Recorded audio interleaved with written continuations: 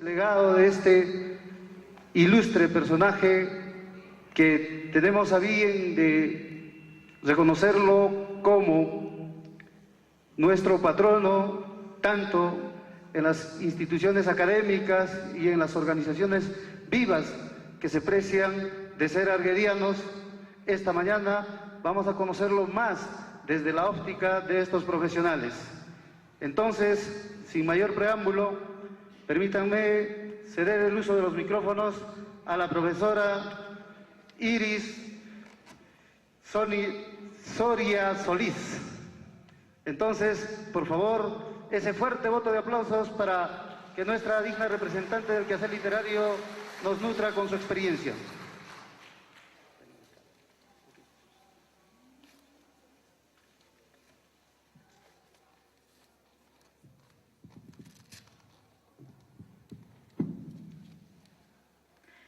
Distinguidas autoridades y organizadores, arguedianos presentes, amable concurrencia, es para mí un grato honor sumarme a las celebraciones por el centenario del nacimiento de José María Arguedas, con estos apuntes que voy a presentar sobre su visión social en todas las sangres.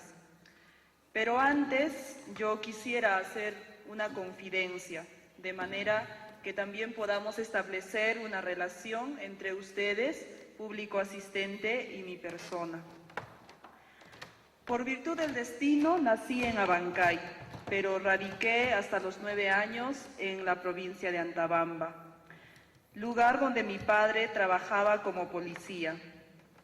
En 1987, a causa de la violencia senderista y de la enfermedad de mi madre, emigramos a Arequipa. Yo contaba con 9 años de edad apenas y era la mayor de 3 hermanos. En Arequipa, mi padre nos dejó solos con mamá y continuó trabajando en Apurímac. Le costó mucho trabajo a mi madre encontrar un colegio para matricularnos, pues era ya medio año, y a pesar de las buenas notas que teníamos, los directores manifestaban que los niños que provienen de la sierra son malos alumnos y hablan muy mal el castellano. Con ese coraje que las madres tienen en sumo grado, consiguió mi madre matricularnos en sendas escuelas del centro de la ciudad, a mí y a mi hermano. Iniciadas las labores escolares, una pésima maestra del 5º grado de primaria, en el que me matricularon, no desaprovechaba la ocasión para humillarme y decirme siempre: «Despierta, ¿crees que todavía estás en tu sierra?». Con el sonido de la risotada de mis compañeras sentía un latido extraño en el corazón. Cuando llegaron los exámenes bimestrales, como era mi costumbre, por la disciplina y dedicación que mis padres nos infundieron siempre, obtuve excelentes calificativos y la directora en persona vino a clase y delante de todas mis compañeras espetó: «¿20 ha sacado la serrana? Eso es imposible». Y me llamó con desprecio a pasar al frente. El curso era de Historia y Geografía. Me dijo: «A ver, vamos a ver si es tu nota o has plagiado, Serrana». Preguntándome no sé cuántas preguntas a las que respondí con propiedad. Al final del interrogatorio dijo: «Bueno, pues será así». Al volver a casa con el corazón roto a los 10 años, sin comprender cómo pasaban las cosas, conté a mi madre todo lo que hasta ese día no contaba, por ahorrarle un sufrimiento más. Mamá, con gran serenidad, me abrazó y me dijo: «No te pongas triste, los serranos siempre somos inteligentes. Además, Arequipa también es sierra, y muchos arequipeños no lo saben. Nos desprecian porque somos mejores. No te he contado todavía de José María Arguedas. Él es nuestro paisano, un gran escritor. Y a él le pasó casi lo mismo que a ti en Ica. Recuerdo en un colegio San Luis Gonzaga. Pero él sacaba puro 20 para dejarlos con la boca abierta. y nunca se sentía triste por la discriminación que le hacían. Decía que era su deber de serrano sacar buenas notas. Ya después, cuando comprendas mejor, hijita, te voy a regalar un libro para que puedas leer. Y añadió una dulce canción en quechua con su hermosa voz, y yo saqué todos los 20 posibles de sacar. Y cuando mis compañeras me preguntaban cómo hacía, les explicaba de que los serranos somos así, y hasta hoy no he dejado de dejar bien sentado que los serranos estamos dotados de dones especiales que ya muchos quisieran tener. Años después leí Agua y todos los cuentos, Los ríos profundos, y creció la devoción por Arguedas en mi alma. Querido público, de repente muchos piensan, esta profesora se vanagloria y presenta aquí una anécdota, pero mi intención es precisamente, aparte de hacer la confidencia, antes de empezar con el tema que he traído para compartir con ustedes, de decirles que es difícil la adaptación de una sociedad tan desigual. Los individuos siempre sufrimos muchas experiencias, pero en el camino encontramos señeros que nos van señalando el camino, como es el caso de José María Arguedas. De esta manera, Arguedas marcó mi vida. No me considero una especialista arguediana. Como le decía a alguno de ustedes en una conversación, decía, soy una fanática, porque me dio una lección de vida, y esa lección de vida la he llevado siempre. Radico en Arequipa desde hace 20 años, soy apurimeña de nacimiento, me siento una apurimeña de verdad. Arequipa es una gran tierra también, pero no deben haber discriminaciones de este tipo, que a veces a muchos de nuestros talentos los han anulado. Con esta confesión que me he permitido hacerles, quiero ahora esbozar algunas ideas sobre los principales tópicos que tiene la teología de la liberación. El tema que nos congrega hoy es la cercanía de la visión social arguediana con los planteamientos de la teología de la liberación. Como nosotros sabemos, la teología de la liberación es un movimiento de avanzada que nació en el seno de la Iglesia Católica a partir del Concilio Vaticano II y la Conferencia Episcopal de Medellín. Surge al contemplar la realidad en América Latina, el mundo de las mayorías, y abre los ojos a ella.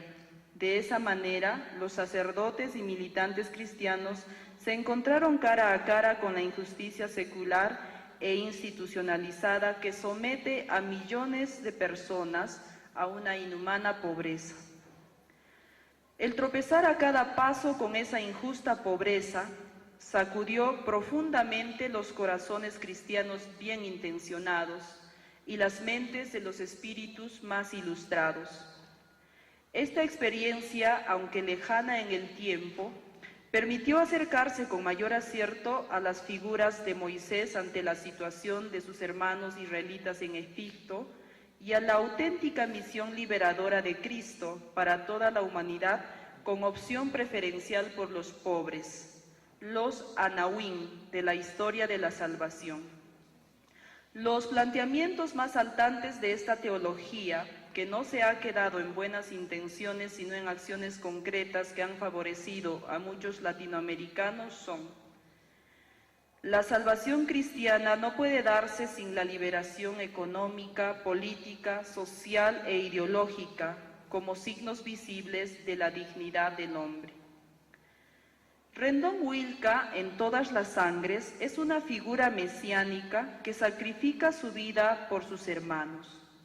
Él, como un elegido, luego de una experiencia amarga en la escuela del pueblo, es enviado a Lima, en donde se forma a través de la vida en los barrios miserables, la escuela nocturna y la escucha de prédicas políticas e ideológicas a las cuales no se adscribe, pues él construye su propio pensamiento sin alienarse. Cuando regresa a su comunidad, organiza a sus hermanos indios de manera muy sutil pero firme, promoviendo entre ellos el despertar a un mundo nuevo, lejos de toda esclavitud económica, política, social e ideológica, encendiendo en cada indio el fuego abrasador de la lucha por conseguir la dignidad que les fue arrebatada desde sus ancestros. Otro planteamiento es que se hace necesaria la eliminación de la explotación, las faltas de oportunidades e injusticias de este mundo. Un personaje desconcertante en la novela es don Bruno, el gamonal, pecador y santo a la vez, que en nombre de sus convicciones religiosas transitará de la opresión por el poder hacia la eliminación de la injusticia, tanto en su hacienda como en los pueblos aledaños, tomando inclusive la justicia con sus propias manos. Solo cuando cumple este cometido, aunque tiene que ir a la cárcel, se siente liberado y siente que ha cumplido su misión. Garantizar el acceso a la educación y a la salud. La educación es un privilegio de los señores. Los indios no pueden tener acceso a ella. Mencionamos nuevamente la amarga experiencia que a Rendón Huilca le toca vivir en la escuela y cómo los señores opresores se aseguran de no dar este privilegio a sus colonos para mantenerlos oprimidos. Cuando algún desposeído llega a la escuela o aprende a leer, para los dominadores es una grave amenaza.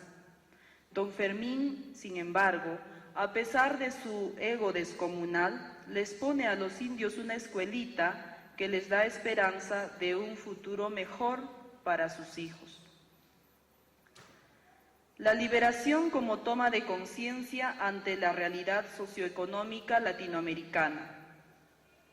Para los indios no existe en todas las sangres una realidad latinoamericana. Sin embargo, poco a poco van cobrando conciencia de la colectividad y de la patria, y esto es camino a la universalidad. Los colonos de la hacienda de don Bruno se preocupan por los habitantes de Paraibamba y por los sometidos en las haciendas de don Lucas y del Cholo Cisneros. La semilla que se siembra en una hacienda trasciende también a las otras. Casi al final de la novela encontramos a otras comunidades que han tomado incluso iniciativas de liberación que antes nunca se hubieran atrevido a realizar. La situación actual de la mayoría de los latinoamericanos contradice el designio histórico de Dios y la pobreza es un pecado social. Es otro de los planteamientos principales de los teólogos de la liberación. El Dios de don Bruno es un Dios desfigurado, a veces, dentro de un sincretismo que confunde tanto a los hacendados como a los indios. En la novela se habla muchas veces de la voluntad de Dios y en nombre de esa voluntad se cometen atropellos y vejaciones, se actúa con justicia y se reivindica derechos. Algo contradictorio.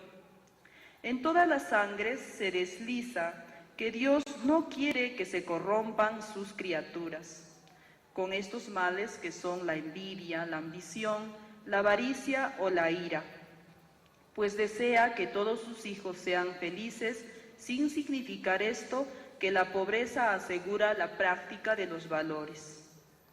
Recordemos que los verdaderos pobres a quienes Dios prefiere evangélicamente son aquellos que sin importar lo poco o mucho que tengan, mantienen su corazón alejado de las riquezas.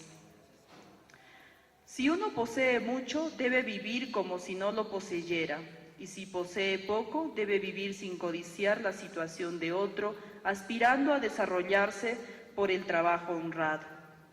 Los indios presentados en todas las sangres son los verdaderos pobres de espíritu que en las bienaventuranzas revalora el mismo Cristo en los evangelios. Pues a pesar de que su patrón les empieza a hacer concesiones, no ambicionan y siguen pensando en sus hermanos desposeídos que no tienen las mismas oportunidades que ellos. La miseria entonces se convierte en un pecado social, porque las esferas del poder constituidas por los gamonales, los empresarios transnacionales, las autoridades corruptas y los políticos vendidos permiten que la gente muera de hambre, que se violen sus derechos más fundamentales y que se les mantenga en tal estado para seguir explotándolos. No solamente hay pecadores, hay víctimas del pecado que necesitan justicia, restauración. Todos somos pecadores, pero en concreto hay que distinguir entre víctima y victimario, sostiene Gustavo Gutiérrez. Los victimarios pecadores han sido ilustrados en los personajes de Don Bruno al principio, antes de su conversión progresiva, en Fermín, el zar, los prefectos, Cabrejos, el senador, los policías, cuyas atrocidades generan consecuencias que pagan los inocentes.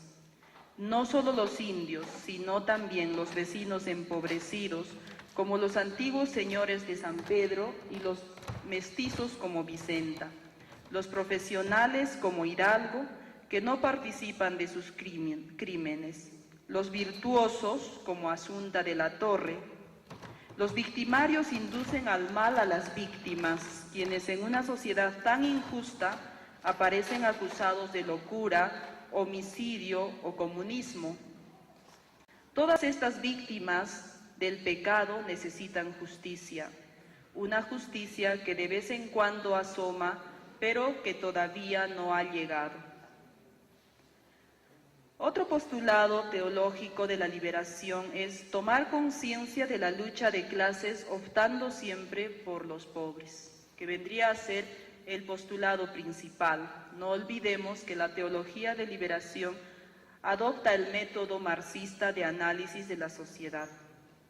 La lucha de clases se hace necesaria y empieza a atisbar en la novela de Arguedas, pues ante una situación de dominación e injusticia, los indios cobran conciencia de su dignidad, inducidos por aquel que desempeña el papel mesiánico, Rendón Huilca, pero luego formando una visión más clara de la conciencia de clase que debe tomar las riendas para la consecución de sus derechos pisoteados en nombre de la falsa consideración por parte de los señores hacendados de que existen